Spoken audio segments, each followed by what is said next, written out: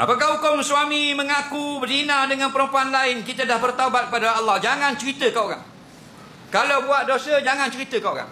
Kalau kita nak cerita, boleh. Cerita pada orang yang memberi manfaat kepada kita. Kalau kita cerita. Siapa? Allah. Mu ada buruk mu, cerita kat Allah. Jahat mu, cerita kat Allah. Faham lagi?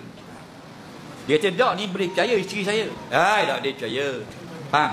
Isteri mu memang dia pegang rahsia mu. Selama belum lagi bercerai. Kalau bercerai, dia cerita tak korang? Kita simpan pasal kita baik. Kalau kita balas, kita cerita tak? Dah dia pakai. Tengok lepas cerai, benda dia kata. Mak dia tanya dia cerai, laki dia dah marilah balik rumah tu. Dia kata, apa lah? Macam kira nak datang beruk. Masa nikah gini, bila cerai datang beruk. Nah, itulah manusia. Faham? Jadi kalau huduh kita, tak molek kita, banyak cerita pada Allah. Allah sudi dengan. Jangan cerita ke makhluk. Okey?